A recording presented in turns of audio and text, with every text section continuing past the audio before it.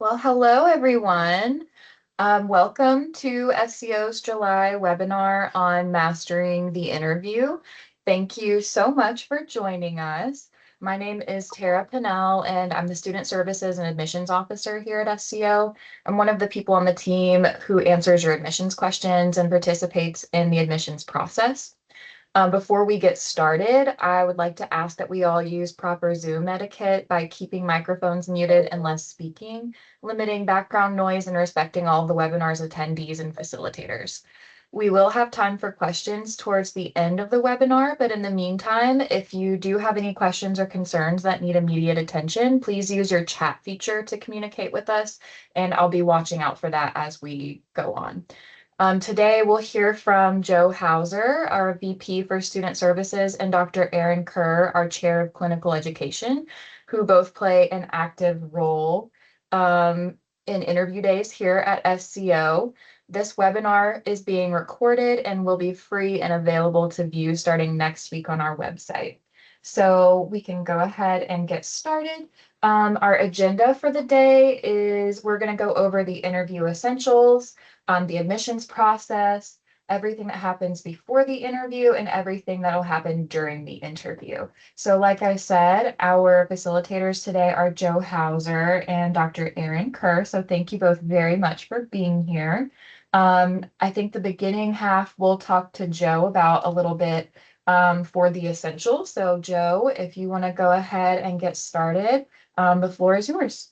Thank you, Tara. Welcome, everybody. As Tara mentioned, I'm Joe Hauser, the Vice President for Students, and um, hopefully this webinar will provide good information. But if there's anything that you take home from this is, as you develop questions over time or down the road, our office, whether it be myself, Tara, or other team members, are happy to field them if we can't answer them, or maybe let's say there's a question that's better answered for a faculty member. We can get in touch with faculty like Dr. Kerr and others. So as I've said this often before, the only bad question is the one not asked. So as far as the interview essentials, and also keeping in mind that we will have done a review of your file, your application. So also it's important that when you're submitting your Optomcast application, that you're as disclosing and complete as possible, as far as outlining your optometric experience and including things in your essays, so that because that's what we'll be partly evaluating to determine if you're invited for an interview. So kind of the big three, like what is your experience? That would be both optometric and academic. Like what have you done in college? Were you, active work, organizations, service leadership, etc. But also optometric experience. Have you shadowed or worked in an optometrist office? Dr. Kerr will probably talk a bit later about how she, when she's interviewing, interacts with an applicant about their optometry experience, but she sure has a lot more to talk about with you if you've done more shadowing and or working in the field. Do you have the discipline to succeed? There's not one right answer to this, but one of the things that we like to see, I'll categorize it as time management. Whether you're taking heavy loads like 16, 17 hours or multiple science classes in a term, again, working while in school or very active, we like to see your ability or your experiences in juggling your time. Because when you're in optometry school, you're going to be taking 23, 24 hours, and none of them are electives. They're all science lab intensive courses.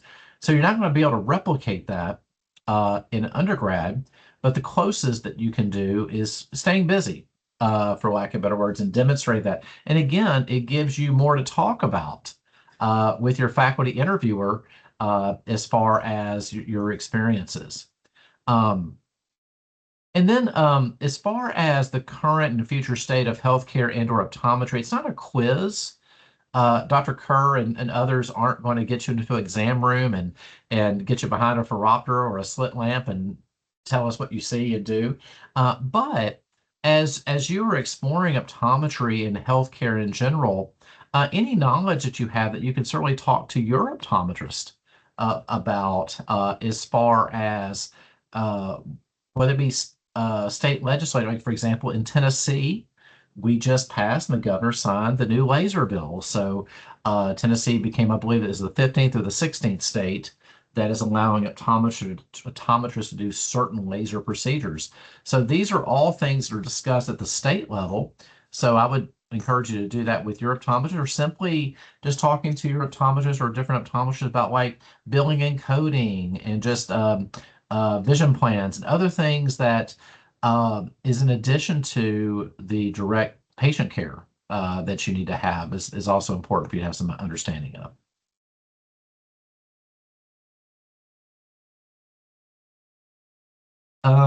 So we touched a little bit on work shadowing and the importance of it because it's discussed in the interview. But both on the interview day, but also as our admissions team is evaluating whether you're invited for an interview. Like you can have a 4-point GPA to 400 on the OAT, but if you have no demonstrated shadowing or experience in the field, our team's going to reach out to you and say, "Hey, we can't invite you for an interview." Um, until you can demonstrate that you have had some direct experience in the field. One of the things that I think, I'm not saying we do this best, but I think we do this well. And part of the reason why I think our graduation rates are at 98%, yes, we select very smart students. That's very key and critical. But I think we've also done a very good job of selecting students who have demonstrated that they have done their homework. Optometry is not for everybody. So we like to make sure before we accept you and you make a 4-year commitment to school and then a 40, 50-year commitment to a career, that you have at least a decent idea of what an optometrist does on a day to day. We certainly don't want you to come to school, you're a smart student. You're doing great in anatomy and physiology, but you're just not connecting with more of the optometry aspect of it. And you say, you know what, this isn't for me. I didn't really realize I was getting into. That's a lose lose for everybody involved.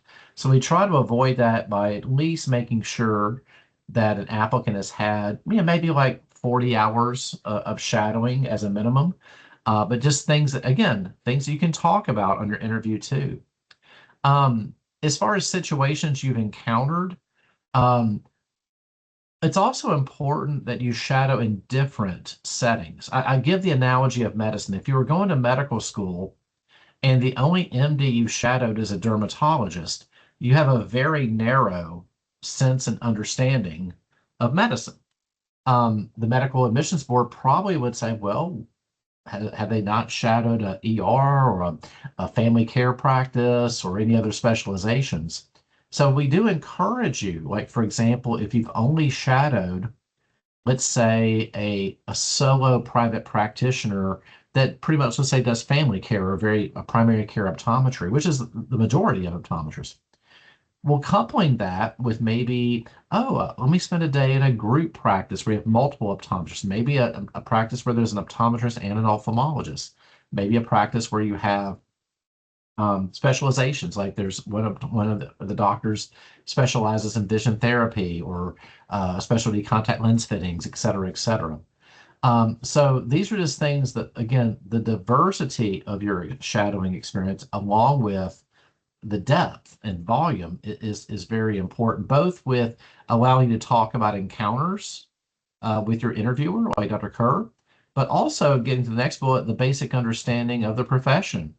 Um, if you've never seen things, how can you understand it? So um, it's very critical to get that additional shadowing in my humble. It really stands out on the interview. And then any specific interest within the field.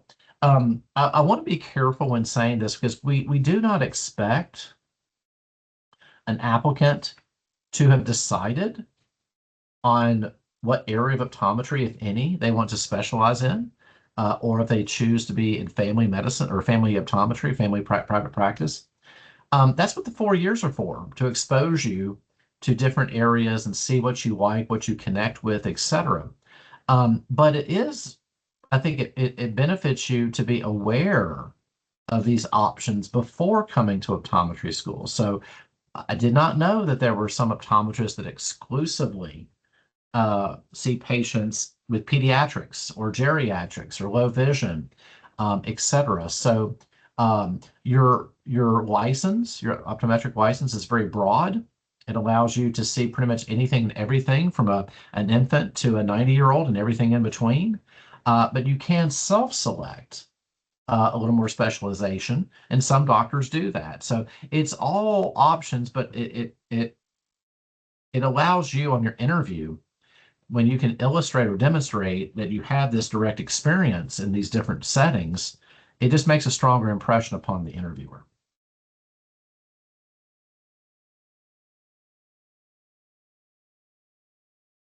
Balancing life and school, again, time management comes to mind. I do worry a little bit about the student who, maybe because of AP credits or summer school, can still graduate in 4 years by taking 9 or 12 hours a term. And it's not a very rigorous schedule. And if they're not working, they go to school for a few hours and they go back to their dorm or apartment and order a pizza and play video games all day. That's not, I'm a little envious of that. I'm joking.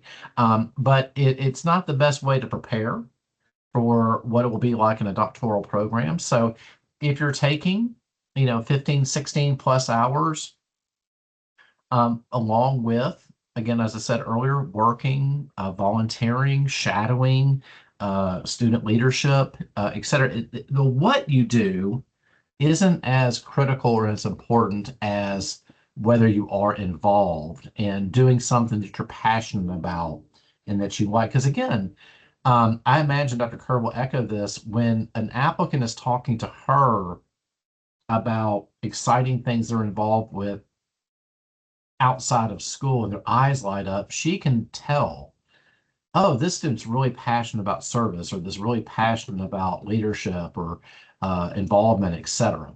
So these are things that are very valuable. And one of the things that's also, optometrists historically are renowned for being very involved in their communities, whether it be in a Rotary leader in a Rotary club, or coaching one of their child's t-ball team, or whatever it may be.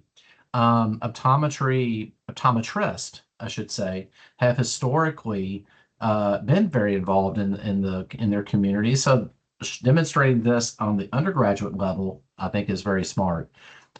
Pressure situations. Obviously, this is going to be different for different students, but whether it be overcoming a slow start.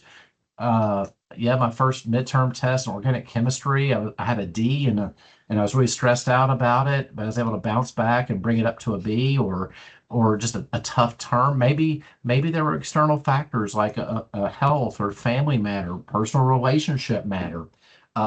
During 4 years of optometry school, just like during 4 years of undergraduate, life will happen.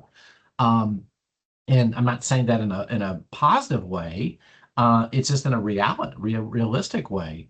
So how you handle these aspects, both from a past and a future, uh, is important. Um, Adaptability and dealing with change. One of the things that might surprise you most about optometry school, and I know Dr. Kirk could probably talk more about this. It's a lot more critical thinking, whereas an undergrad, it might be more memorization, and there definitely is memorization in optometry school, but it's applying that information. And maybe for the first time, or for the first time of significance in a clinical setting, um, your patient does not have A, B, C, D stamped on their forehead, as far as like a test would. And your ability to communicate, think on your feet, and that's where the staff doctors are there to guide you and teach you. But sometimes that can be um, especially if you have a little bit of type A in you. You don't want to be wrong, and that's understandable.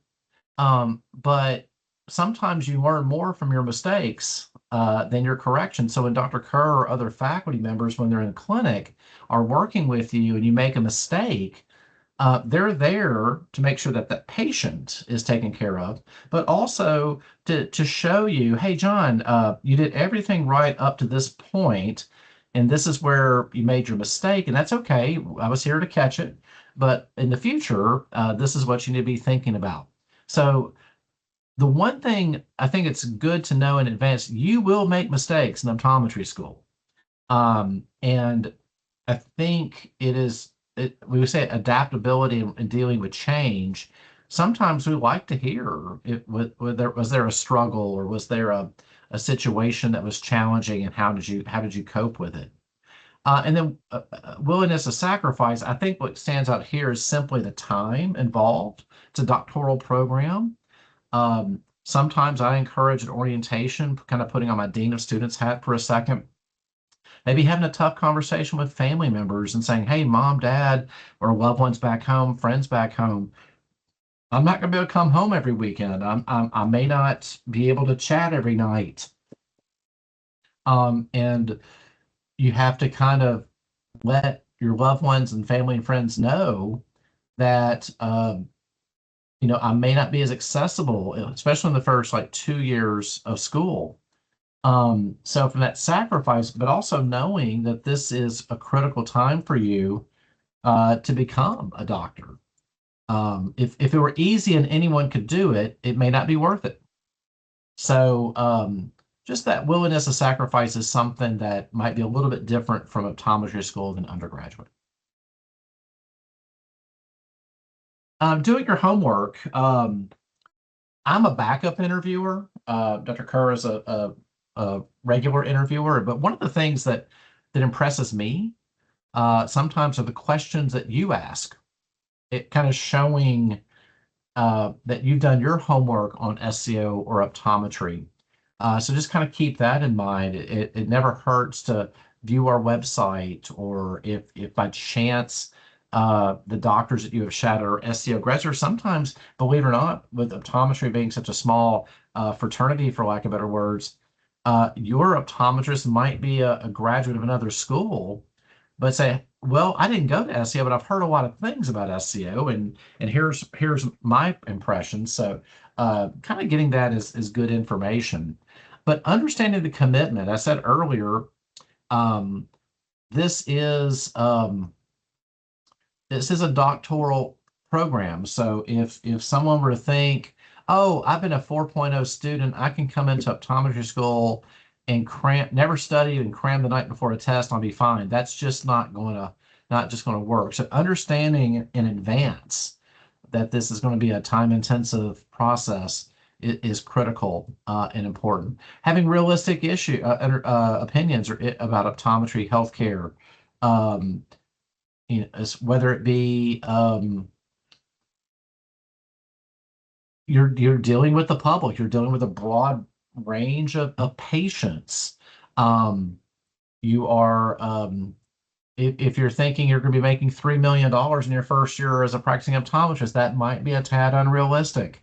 So or oh, I think I can only work like 10 hours a week or something like that. So having a realistic understanding is also something we want to make sure. And just working knowledge of healthcare in general. Um, and this is where I think it's good for you to ask that and talk to your local um, or the optometrist that you've shadowed, because it's going to be different with various communities. Or um, does your optometrist, what kind of vision plans do they accept? Medicare, Medicaid? Do they are they private pay? Are they just things along those lines? How do they work with referrals, both with general medicine, but with ophthalmology, whether it be surgical, et cetera. So these are all things that different optometrists will have different approaches, and that's fine.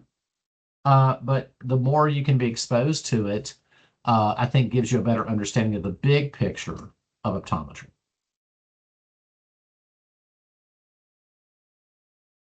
And just the general admission process, you may already know this, so I will probably skim through this just a little bit first and foremost. Some of you may have already even submitted your Optomcast and SEO supplemental. It's been open for a little over 2 weeks now, and I think we've received about 70 verified applications already. So that's a good start.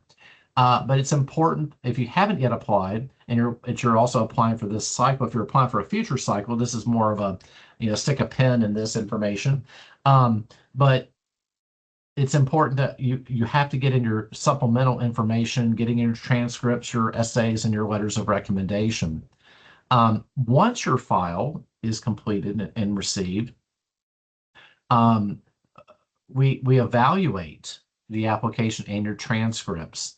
Uh, double checking, does it look like you're going to have all your prerequisites completed? Where do you stand? When are you taking the OAT if you haven't already? And then we potentially do that initial review as far as do we need to get back with you with anything? Like, hey, everything looks great about your file, but John, you haven't submitted any shadowing, so we can't really proceed with your application until we get that information in, or encouraging to retake the OAT, or if you're taking the OAT down the road, kind of talking to a little bit about when to expect that in the timeline. Step 4, the selection and of the interview. We do require, or we wait for the OAT before inviting someone for an interview. There are some schools that will invite you for an interview without the OAT and then wait for the OAT. Right or wrong or indifferent, I would rather see the OAT, just in the event that someone is invited for the interview and then they score like a 260 on the OAT. I feel kind of bad that they've been out the expense of an interview with such a low OAT. Then step 5 is the interview itself. Typically on Fridays, we do have some like Mondays in September and October and a few other days throughout the year, but Fridays, and it starts around Labor Day. And it'll run through March. And then, so the full day is your one-on-one closed file interview with a faculty member like Dr. Kerr. So she will not have your file in front of her, will not know your GPA or your OAT score. You'll have a counseling session with one of the admissions officers like Tara or others that would be open file. You'll get a tour of campus by one of our students. You'll get a luncheon where you'll meet with faculty and students and hear a little more information about student life, financial aid, housing, and things like that from a student perspective. And you also have when I say a bus tour, there's a short tour of about an hour around the area, primarily where students live, like within about a 5 to 10 minute radius of campus, just kind of show you parts of Memphis that you'd be living in. And then finally, the following Tuesday, usually of each week, we meet as admissions committee for the previous week's worth of interviews and get back with you kind of old school with a phone call. We'll call you to let you know where things stand, whether that be with an acceptance, if your file's on hold or we're waiting on anything. And if you were accepted and you were eligible or considered for a scholarship, we would make that determination at the same time. So you hear back about pretty quickly about admission status and scholarship shortly after the interview. So that's another hopefully motivation to get in not only your application but all the supporting documents early, because the earlier you do that, the earlier we can invite you for an interview, and thus the earlier we can let you know.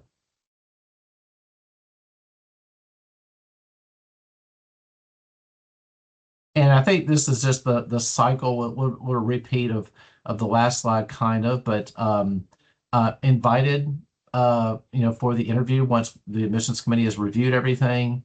The interview, come to campus for the interview. It is no pun intended, a blind interview, a little optometry humor there, with Dr. Kerr or others. It is one-on-one, so it's not a panel. Some optometry schools do a panel and or with the open file. So again, we do not. We think it relaxes you a little bit more and allows you to talk a little bit more about yourself, which is our intention. The counseling session, again, on the interview day is conducted by one of the admissions officers like Tara, which is an open file review. You can also ask questions about, hey, have you received this letter of recommendation or gotten this update? And then on the interview day, there will be information about financial aid and housing. And then again, after the interview, we meet as a committee that following Tuesday, and the committee meets to review and then ultimately renders a decision. So just thinking through your travel itinerary. This will the day will be shared on the email, but it's basically, let's just say 8:30 to 3. So as you're booking a flight or if you're driving in, just be mindful that, hey, if I'm flying in the morning of the interview, um, and oh, my flight's not arriving until 8 o'clock in Memphis, that's going to be cutting it a little close. So you want to prepare and give yourself as much lead time as far as maybe getting in the night before and getting a good night's sleep. We also provide you information, but next about spending time in Memphis, so that if thinking in advance about, hey, well, while we're here, why don't we spend that Friday night as well and kind of check out the city, get some input. The day of the interview, there's a social hour, for lack of better words. It's completely voluntary, but I believe Terry, you can try. I think it's like from 5:30 to 6:30 or 5 to 6 after the interview, where one or two of our student ambassadors will meet those students attending at a downtown location where it's completely meant to be casual and a chance to interact with some students in a more casual setting. But we set that up and give you information about that. You're very welcome to bring guests on the interview day. Sometimes the question is asked, should I?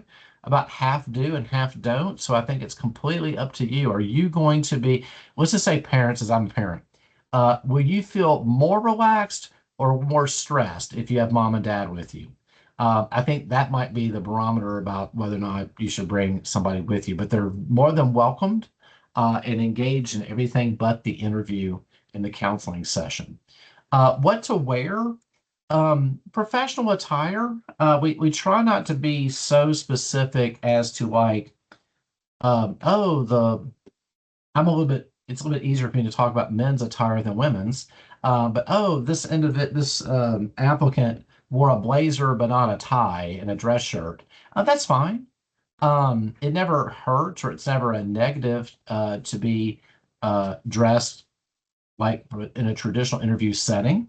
I might not wear a Guns N' Roses t-shirt or something very casual as far as the interview, because you want to give a professional appearance, like I care. So that could be a lead as to where this. And certainly, if you have any questions, if you've never been on a formal interview before, you can always reach out to the admissions office and say, "Hey, I've never been on an interview like this, so is this something I should? Would this be considered appropriate or not?" And then what questions you will ask. This is your time looking at us just as much as our time looking at you. And we may predict 80, 90% of the questions that are important to you. But if there were a couple of questions that are really, really important to you, um, that you, at the end of the day, you really would like to know, so that if you were admitted to SCO, that, oh, well, now I'm able to make a decision as far as whether SCO is the right school for me. And I'll give one example. Dr. Aaron Wilmus, I just saw on Facebook, his son is now a offensive lineman at Clemson. They just posted his varsity photo days. But Aaron, this big 6'7", he was all conference first baseman at Kansas University. And when you look at him, he had this imposing figure, but he was just the nicest guy in the world. So at the end of the interview day, he kind of pulled me off to the side and kind of sheepishly asked, "Mr. Hauser, this may not sound very, academic, but my golden retriever is coming with me to optometry school, and she's 100 pounds, and I just, what housing options would I have could I talk to another student with a big dog? So to him, that was just as important as our clinic or just as important as our facilities. And we might not would have known that if he hadn't asked. So by asking, we were able to get him in touch with other students who had yards and dogs, and he came back and said this really helped a lot. It made me feel so much better about what options I have when I'm bringing my dog to Memphis. So uh, I'm just using that as an illustration or an example of whatever is important to you. We might not 100% know that in advance, so it's incumbent upon you to ask if it's that important.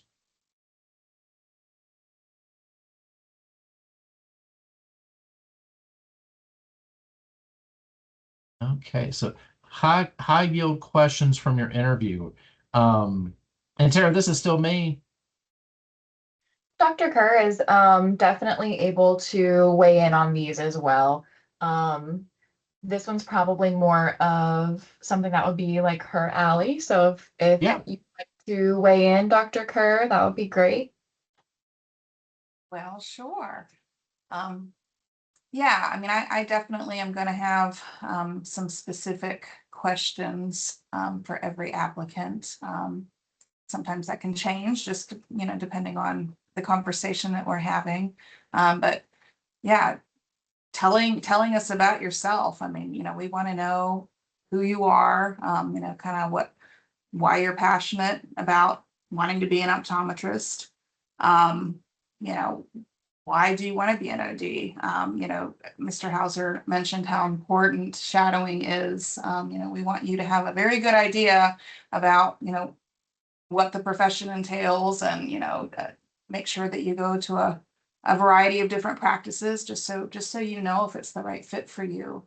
Um, you know, why are you passionate about optometry? What was the first thing that made you think about it? What experiences have you had in your life that, kind of solidified that you're ready to go to optometry school? And then, the thing that you don't want to think about, your interviewer may ask you, what if optometry was taken off the table for some reason? What have you thought about different career alternatives? I like to see that you've maybe shadowed different professions just so you're sure.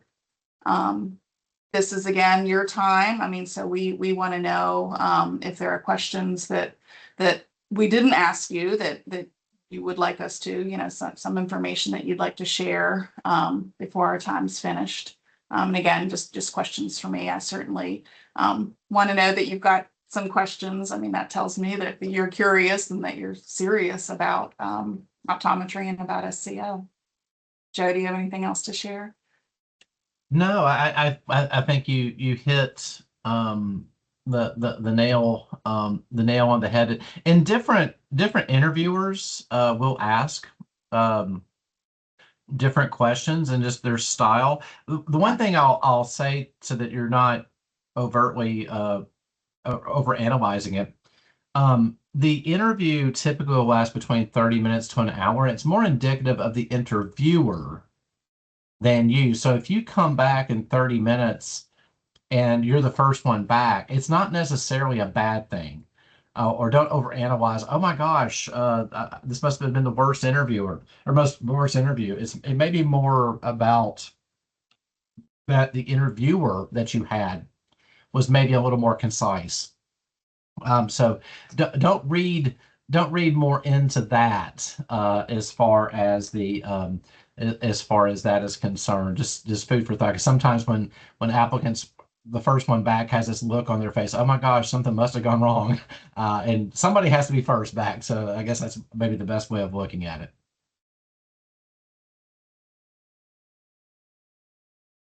Um,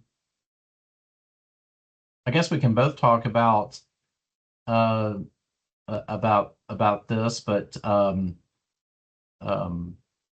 but definitely I'll just say with this and then defer to Dr. Kerr for the other.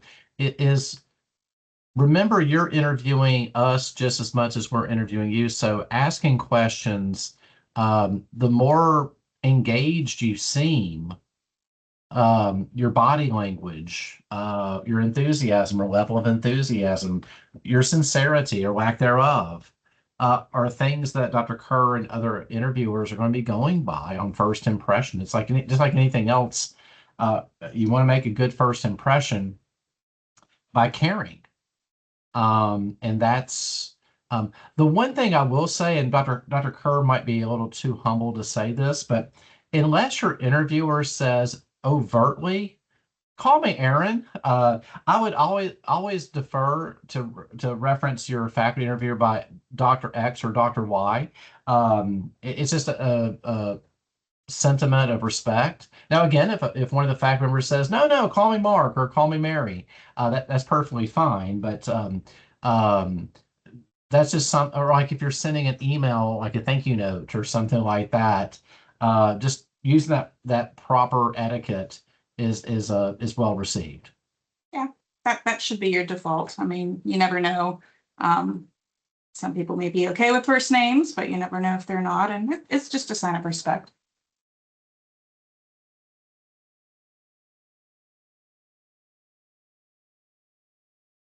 Um, as far as next steps, now I am old school. I'm 58 years old, and I know my picture looks like I'm 28 on the screen there, but um, I'm a little old school in a sense of after an interview, I think it's very appropriate to send like a handwritten thank you note. It's kind of it might be a little old school and outdated, but again, it certainly is a message of appreciation and sincerity. I'm not saying that your acceptance is dependent upon whether or not you send a handwritten note, but again, I just think it's just a nice professional gesture, not just for optometry school interviews, but even down the road when maybe you're interviewing with an optometric practice after you graduate to join, that maybe sending that doctor a thank you note for taking the time to meet with you is just another thing. Um, the second bullet about accepting delay or admissions offer, um, if you're accepted, you have a decent amount of time to decide if you're going to deposit. However, if you have decided, hey, I'm going somewhere else, if you let us know, and I'm sure other schools feel the same way, that your seat can be then offered to somebody else. Now, I say that if you're truly, hey, it's down to two schools and I need a little time, but that's perfectly within your right and purview. My previous point is only under the um, presumption that you have definitively made your mind. Because if you, like, for example, if you're accepted, like in September, we give you 8 weeks. That pushes it up to quite close to Thanksgiving. And there might be other applicants that have been put on hold or we're waiting to hear from us because we're seeing how many of our students are going to come. So you're notifying us one way or the other is not only a courtesy, but it's appreciated by the other applicants maybe waiting to hear. And then also if you're coming back from an interview, let's say you meet with Tara on an admissions counseling session, and she points out that you have only maybe 10 hours of shadowing or fairly limited shadowing. You interview with Dr. Kerr, and Dr. Kerr echoes that, hey, Mary seems like a great student. My only hesitancy or concern is that she has very limited shadowing of optometry and lack of diversity. So let's say the committee says, "Hey, we really like this student, but before we can accept her, I think she needs to go and shadow and get maybe 15, 20 hours of additional shadowing, and then send it to us." So when we give you a recommendation, it's not punishment. We feel, or maybe it's a suggestion that you retake the OAT because maybe your OAT score is marginal. So I strongly encourage you, if you receive such instruction, it's not, oh, they're being mean. And I'm going to be a little maybe cocky here when say this. SCO is harder to get into than most other, if the vast majority of optometry schools. So if I hear we're asking you to retake the OET because you have like a 280 or 290, and the school replies back, but these other schools have accepted me, that's not going to influence me. Um, uh, I don't mean it in a elitist way, but the SEO standard is higher than many of our peer institutions. So if you apply to Harvard and Joe State Community College, you might hear from Joe State Community College before you do Harvard, to use the undergraduate analogy. That doesn't mean that Harvard's not interested in you. It just means it's maybe a little more selective. So when we do get back with you with a recommendation, it's not meant for you to, oh, it's a hurdle for you to jump through or anything like that. It's truly meant of like, hey, if you can improve your file just a little bit, it might be the difference in being accepted or not. Okay, so this is going to be our faculty Q&A. So Dr. Kerr, I'm going to ask you a few questions, and I'm going to open up the floor now to those who want to maybe drop a question in the chat for Joe or Dr. Kerr. You are more than welcome to go ahead and type up a chat if you have a question. And when I finish asking the questions on the screen, we will go through any that have been asked in the chat. So Dr. Kerr, what are the first impressions that you look for in an admissions interview, both good and bad, I guess you can both. Yeah, well, it's really pretty simple. The first thing I notice is whether you seem excited to be here.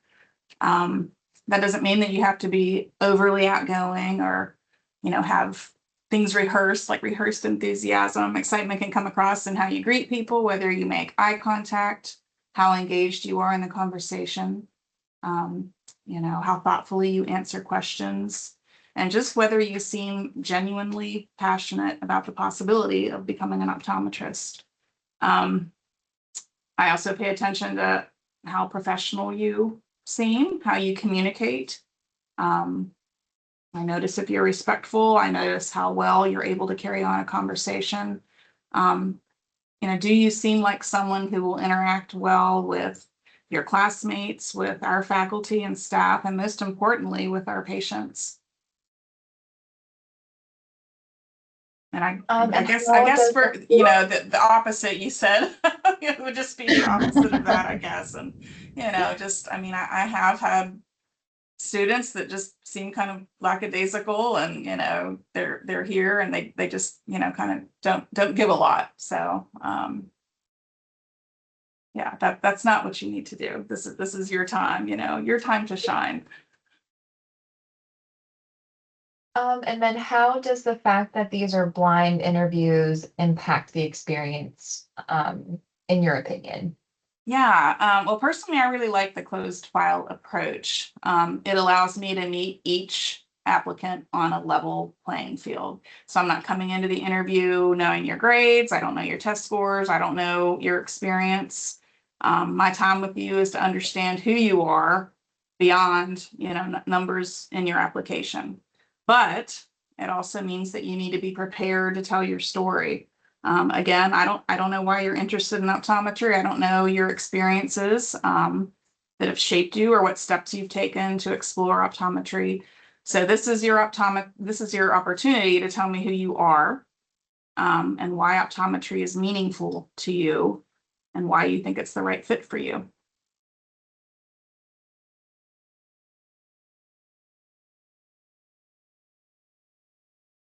And what are some of the ways that a student can stand out during an interview? By being authentic, being prepared, being conversational. I'm never looking for perfectly rehearsed answers. I'm looking for someone who can communicate clearly, and who seems like they can connect with people. Someone that shows me that they understand, what they're pursuing and what these next steps are for them. And Mr. Hauser's talked a lot about this, but I want to hear how you discovered optometry, what experiences confirmed your interest. what you learned from those experiences and why you believe it's the right profession for you. Doesn't have to be the most dramatic story. I mean, some people have, I guess, more exciting stories than others, but what matters is that you can speak honestly and thoughtfully about your journey. And I want to just get a feel that you're ready to take that next step and understanding that it's a big step. I like to see that you've done your research on SCO and can convey, thoughtful reasons about why you are interested in our program. Mr. Hauser mentioned, and I know it's not always possible with travel and schedules, but it does stand out to me when applicants plan to spend a little bit of time exploring the great city of Memphis, which would be your home for 4 years. And then what are some of the most common errors that students make during an admissions interview? Yes, not giving enough detail in their answers to questions. Sometimes an applicant will give very short responses, and I have to keep asking follow-up questions just to keep the conversation moving. I mentioned before, your interview is your opportunity to shine. I don't want to have to extract information from you. You should be prepared to talk about your experiences and your motivation, your interest in the profession. And again, that doesn't mean you need to memorize a speech or over rehearse answers, but you should be able to elaborate. So if I ask you why you're interested in optometry, I'd like more than a one sentence answer. I want to hear your story, what you've done to explore the profession, your shadowing experiences, what you learned from those experiences, and why those experiences have confirmed that optometry is the right path for you. I'd say another error is not asking any questions. So thoughtful questions show preparation and curiosity and genuine interest in SCO. Remember that the interview is a two-way process. What would an example of one of the most impressive interviews that you've conducted be? And then what was one of the most unimpressive? I like interviews to feel like a conversation. So the most impressive interviews are usually the ones where the conversation feels natural. The applicant is engaged, thoughtful, able to tell their story in a way that helps me understand who they are, and why optometry is the right path for them. I always have specific questions I plan to ask, but by the end of a strong interview, many of those questions have already been answered throughout our conversation. And that's great. I mean, I really enjoy interviewing, and the interviews that I feel are the most impressive and the ones that I enjoy the most are, when there's a connection and we can just kind of talk throughout that time, and I can get to know you. The least impressive interviews are usually the opposite of that. Short answers, you don't elaborate. We only have a limited amount of time together, and that makes it challenging for me to get to know you if I feel like I'm having to kind of pull information from you. So it shouldn't feel like, a checklist of questions and answers during the interview. And then what is some advice that you would offer students who are anxious about the SCO admissions process? Yes, I would say that it is completely normal to feel nervous. So an interview is an important step. It makes sense that you want to do well, but I encourage students to remember that being invited for an interview is already an accomplishment. It means the admissions committee saw something in your application that made us want to get to know you better. Mr. Hauser mentioned this as well. The interview day is not only about us evaluating you, it's also your opportunity to decide whether SCO feels like the right fit for you. This is your time to meet people, ask questions, experience the environment, and learn more about what SCO has to offer. We want you to do well, but we want you to be yourself. You don't need to be perfect. You need to be able to tell your story. So I just want to get to know you as a person. And I want you to be able to show us, that you're a future professional, and how you would be as an optometrist. All right. Well, thank you very much, Dr. Kerr. We're going to open up the floor for questions for both of you. There are a few questions in the chat, so I'll go ahead and read them and allow you guys the time to answer those. Danielle asked, is it appropriate to bring notes with me to my interview, whether they are high points for me to remember or questions for the interviewer? Yeah, I would say that is appropriate. And I've had applicants do that. That shows me that you are prepared, and that there are nerves going on in there. So if you have things that you want to make sure that you kind of hit, and don't forget to ask things, I think that's absolutely fine. Yeah. The only thing I'll I would have add to. the only thing I would add to that is you don't want to come across too rehearsed that you feel like you're reading a script to every question Right. the interviewer is providing you. I think a good compromise might be jotting down some questions that you may have, so that if you're interviewing with Dr. Kerr or another faculty interviewer, if it doesn't come up, and there are some points that you really want the interviewer to know about you, usually we'll offer like a wrap-up question like, hey, is there anything else that you have of me, or anything you'd like for me to know?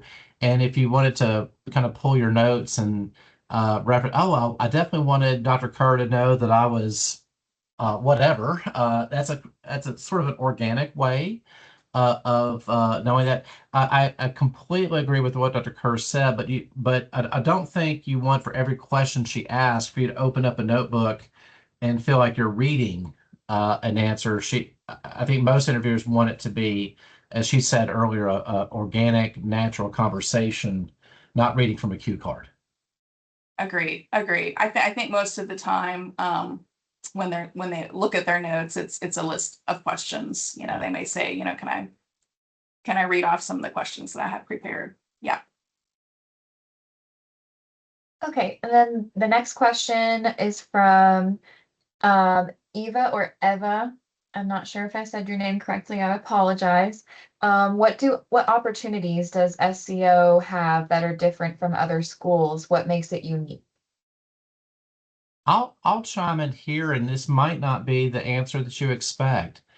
Mhm. There are 25 schools of optometry now. There are only two, SCO being one of those two, that are single-purposed and private schools of optometry. What does that mean? We're not a part of a major university, so we don't have a college football team playing on Saturday. But when we say single purpose, it's just an optometry program. So when Dr. Kerr and other faculty are teaching, especially the didactic areas of lecture and or lab, the faculty, so when you're learning anatomy, you're not in with medical, dental, pharmacy, etc. I think one of the advantages of that is with one program, our faculty has a singular focus, no pun intended, and can highlight aspects maybe a little more specifically. So like when you're in pharmacology, if your pharmacology teacher, if there's all these different programs in, may have to stick with more general pharm. If you're learning pharmacology in our program, the faculty member can stop and say, hey, here's a point when you're about to prescribe this, with this ocular condition, you want to make sure that the patient does not have a liver condition, or whatever the pharmaceutical question comes in hand. So I think there are some, I think our students, we get a lot of comments about the family atmosphere of SCO. And as case in example, our president is not a university ivory tower college president. Dr. Reich is an optometrist.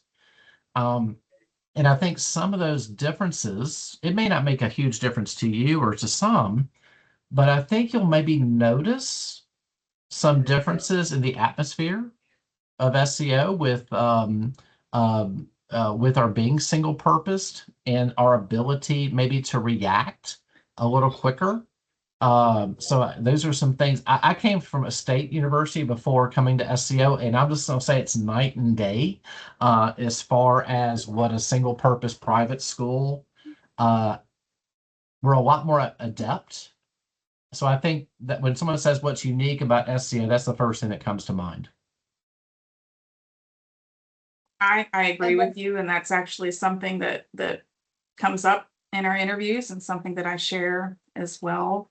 I would also say that SCO is a very future focused institution. We are we are always looking to see how, how we can prepare our students to be successful in the profession. So, sitting in meetings and talking about things like, what is the future of optometry going to look like in 5 years, 10 years, 15 years, and, what do we need to do now to make sure that our students are prepared for success? And then the last question was, if I bring a guest with me to Memphis, are they invited to join the interview with Dr. Kerr or the counseling session or both? And I can answer that question, Stuart. Um, no, they are not invited up to the interview or the counseling session, but they are invited to everything else during the day. When you get here, you will be welcomed by our security team, and you'll all hang out on the eighth floor for a little while you are out on your interview and during your counseling session. Early in the morning, your guests will stay on the eighth floor if they want to, or they can go explore the building if they'd like to do that as well. We just ask that they come back for the rest of the day. Well, that starts at, I think, 10:45. And depending on the day, we have different things scheduled. So you'll have a campus tour, which your guests are welcome to join you on. You'll have a Memphis tour, which they're welcome to join you on, and we'll have a luncheon. And they're welcome to join every other aspect of the day. The interview and the counseling session are strictly for you and you alone.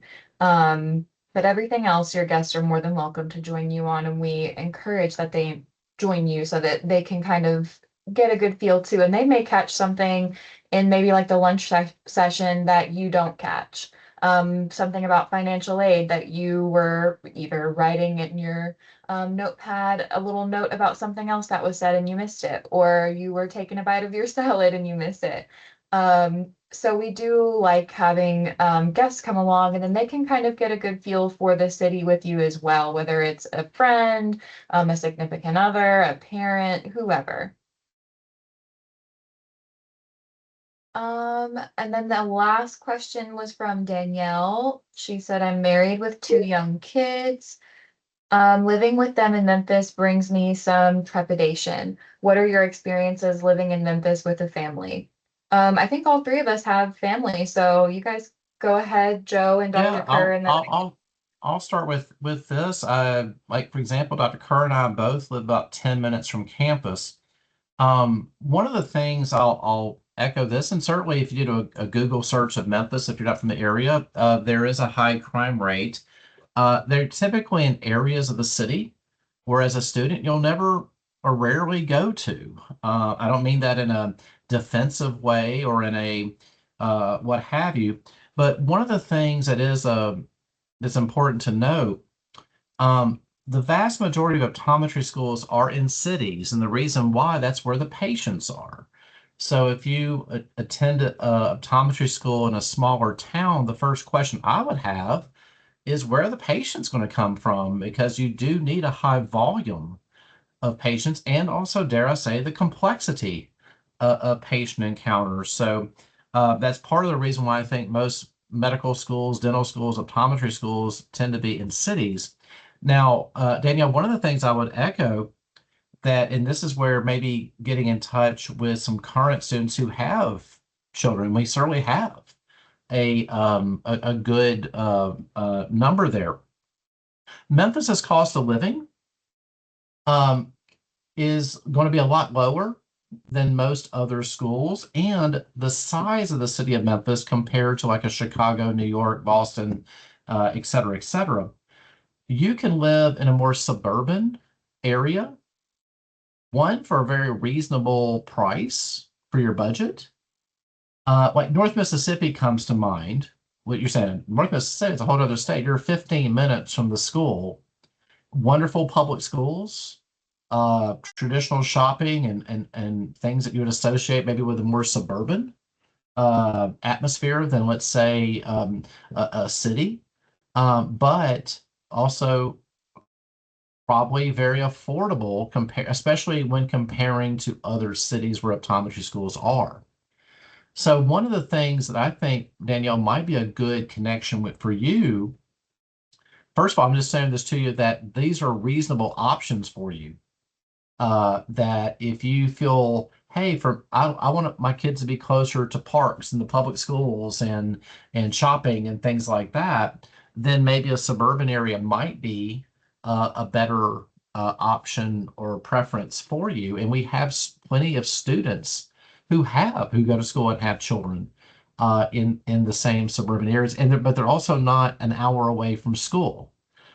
So one of the things I think Memphis provides that I like about the city is it doesn't take you a terrible amount of time to get from point A to point B in most cases.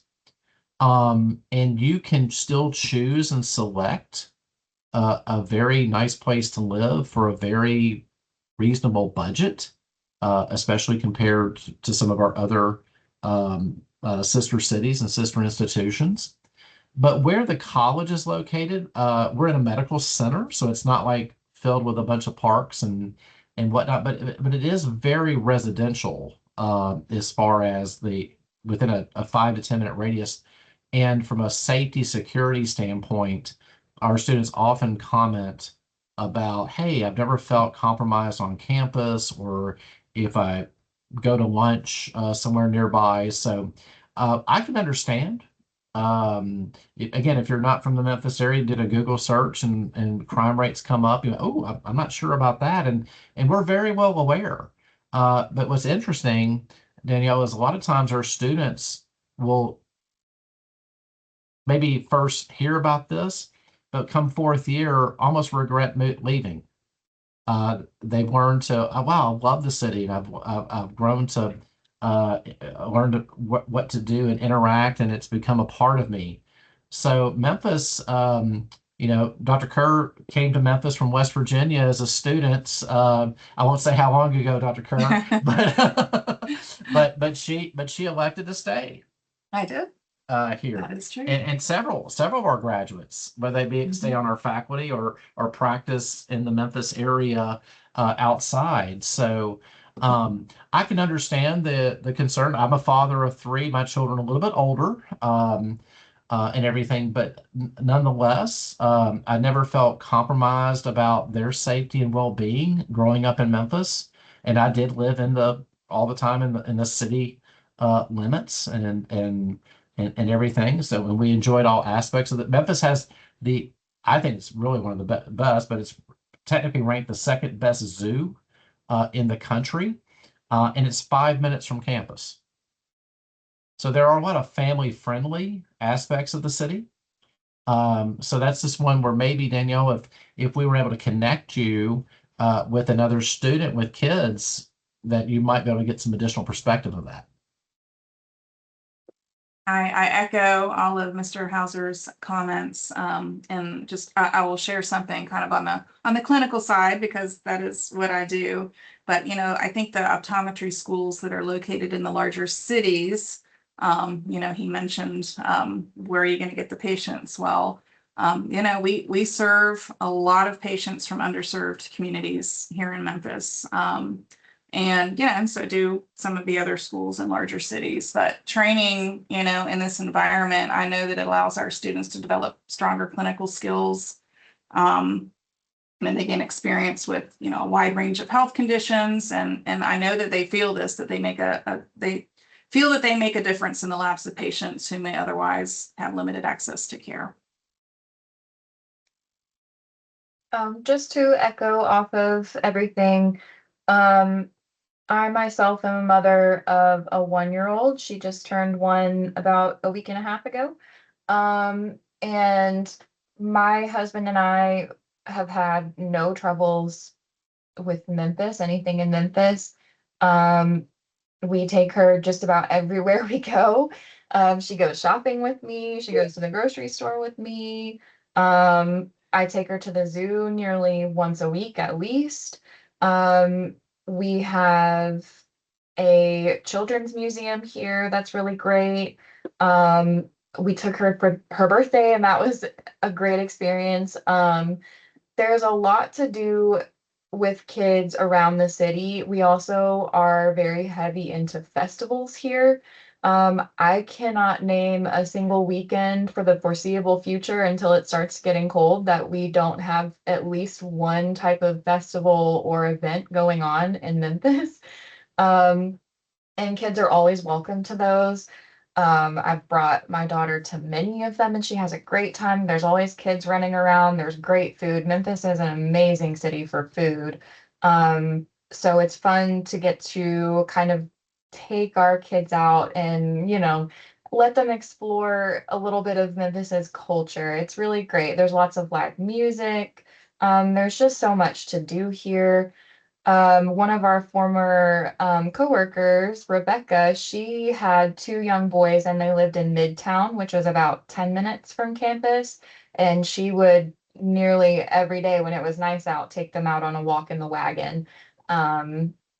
There are lots of really nice residential areas, like Joe was saying, where you can take your kids out and enjoy time with them and not have to really worry about maybe a bad experience. There are again going to be places where maybe you should avoid, but that to me feels like any other city that I've ever been to. Just avoid those pockets and you'll be okay. Um, but yeah, there's lots of options. I live about 30 to 35 minutes from campus and I commute every day. And even when there's been road work going on right now for about the past month. And I would say that my commute with the road work is about 45 minutes now. But I live in Tipton County, which is a county up, and it's wonderful and amazing. Schools there are great. We have lots of students with kids who live in Arkansas as well, and they just do a quick little 15-minute drive over the bridge, and they're here. Gas prices over there are cheaper. The grocery prices over there are pretty cheap. We have so many areas to pick from where you can feel safe and good to raise your family. So I have nothing but praise for the city of Memphis, but I think that is about it for questions. Um, I think that's it. Like I said, anything last minute, Joe, Dr. Kerr, that you'd like to add that No, maybe we didn't? I just want to commend whether you're in this cycle applying or for a future cycle. It's heartening to when applicants are at this stage and trying to learn more nuances and think of this as just the beginning of a conversation and discussion. So as you come for your interview, um, or just have follow-up questions, just continue to reach out to one of us in the admissions office. And if we can't answer it for you, we'll get you in touch with someone who can, or get you in touch with a faculty member or a student who's best equipped to answer a question. Yeah, I just added my email address into the chat. So if anyone wants to be put into touch with a student who they may have like a specific question for, maybe about family questions or questions about, like Joe was saying earlier, about pets, questions about Memphis in general, anything on your mind, it is no problem at all for us to connect you with a student who might have a similar experience. Like I said, my email is in the chat. You're welcome to email me. You can message me there. You can call me. You can send me a smoke signal. I'll answer anything that you wish. Okay. Well, Dr. Curry, do you have anything else that you'd like to add? Yeah, just thanks everyone for joining and your interest, and I look forward to seeing you. Awesome. Okay. Well, this brings us to the end of our webinar. I know we've covered a lot of information, and I hope this webinar has been of assistance to you on your optometric journey. We look forward to seeing you in August for our next webinar covering SCO's curriculum and academic program. If you'd like to go ahead and register for that webinar, the link is live and available on our website right now. If you haven't done so already, I invite you to request more information by signing up for our inquiry form. You will receive a personal advisor and a brochure with information relevant to your goals and experiences. Thank you again to Dr. Kerr and Joe for sharing your time and insight. We hope to see everyone next month and hope you all have a wonderful afternoon. Thank you.